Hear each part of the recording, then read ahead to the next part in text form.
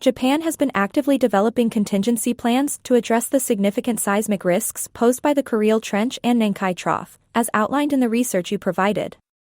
Below, I'll summarize the existing contingency measures based on available information and the context of the research, and then discuss potential gaps and improvements that could be inferred.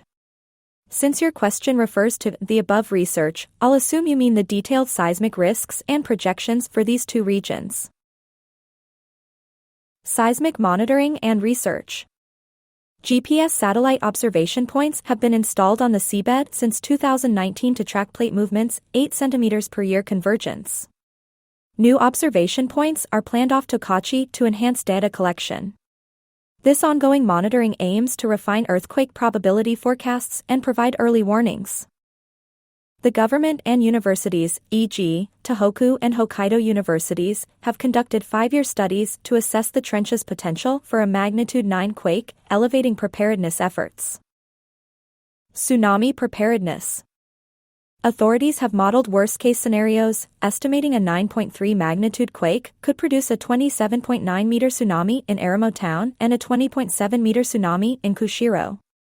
These projections inform evacuation planning and infrastructure reinforcement.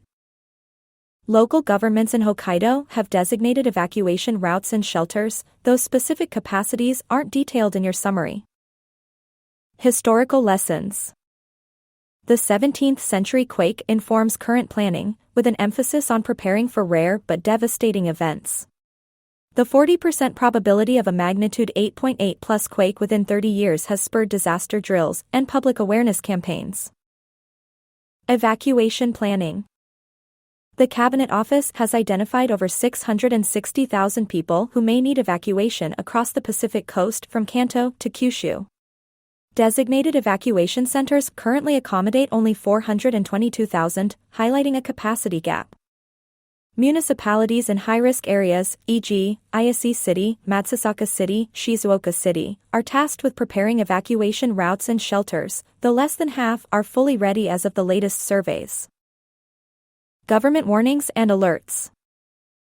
The Japan Meteorological Agency, JMA, issues advisories based on seismic activity, such as the Nankai Trough Earthquake Extra Information Bulletin, first issued in August 2024 after a magnitude 7.1 quake.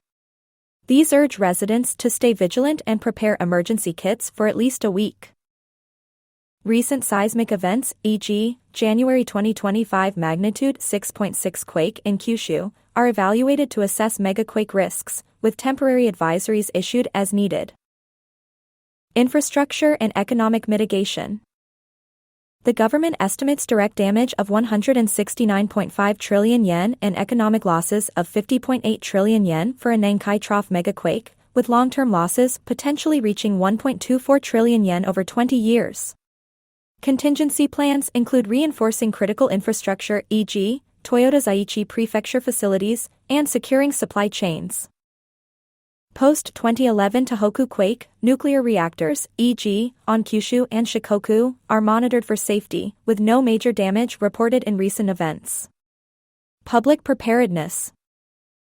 Residents are encouraged to stockpile food and water, 3 liters per person daily for a week, secure furniture, and know evacuation routes via hazard maps from local governments and the Ministry of Land, Infrastructure, Transport and Tourism.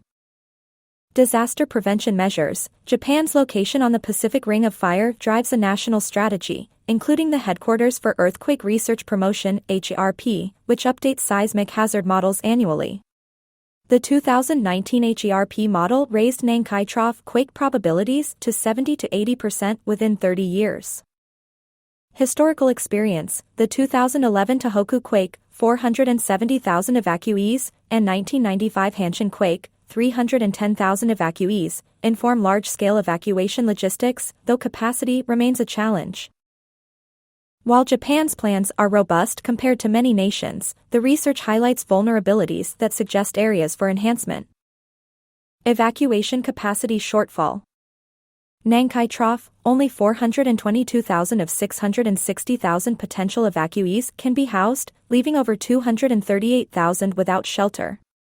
Expanding temporary shelters, e.g., schools, community centers, or modular units could address this. Kurile Trench, specific shelter capacities aren't mentioned, but Hokkaido's sparse population may limit resources. Pre-positioning supplies in rural areas could help. Preparedness disparity. Less than half of Nankai Trough cities are ready, per the Cabinet Office. A national audit of municipal preparedness, with funding incentives for lagging areas, could accelerate progress. Tourist-heavy areas like Kushiro need tailored plans, as visitors, e.g., from Hong Kong, may lack local knowledge. Multilingual signage and apps could bridge this gap. Tsunami response time. A 27-meter tsunami could hit Hokkaido within minutes, and Nankai's worst-case 30-meter waves could strike in as little as 2 minutes, per 2024 JMA estimates. Vertical evacuation structures, e.g., tsunami towers, in coastal zones could save lives where horizontal evacuation isn't feasible. Economic resilience. The massive projected losses suggest a need for decentralized industrial hubs to reduce supply chain risks. Tax breaks for companies relocating critical operations inland could be considered. Public fatigue and skepticism. Frequent advisories, e.g., post-2024 Huguenot quake risk desensitization, as some experts argue probabilities remain low, e.g., less than 1% daily risk. Balancing alerts with clear, actionable steps, rather than vague warnings, could maintain trust. Based on the research, a comprehensive plan might include: short-term, 1 to 5 years. Increase evacuation center capacity by 50% through retrofitting existing buildings and deploying portable shelters. Install real-time tsunami sensors along both trenches, linked to automated alerts on phones and sirens. Conduct annual, region-wide drills simulating a magnitude 9 quake and tsunami. Medium-term, 5 to 10 years. Build 100-plus tsunami evacuation towers along vulnerable coasts, prioritizing Aramo, Kushiro, and Nankai hotspots like Kochi and Shizuoka. Subsidize seismic retrofits for 80% of the 84,000 buildings at risk in Hokkaido and key Nankai zones. Long-term, 10 to 30 years. Relocate 20% of critical infrastructure, e.g., power plants, factories inland, reducing exposure to tsunamis. Develop an AI-driven prediction model integrating GPS data, historical patterns, and real-time seismic activity to refine probabilities beyond current estimates. Japan's contingency plans for the Kurile Trench and Nankai Trough are advanced, leveraging cutting-edge science and past experience.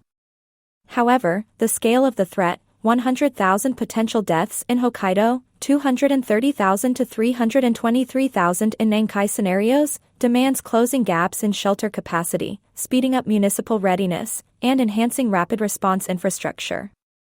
If you'd like a deeper dive into any specific measure, e.g., tsunami towers or economic mitigation, let me know.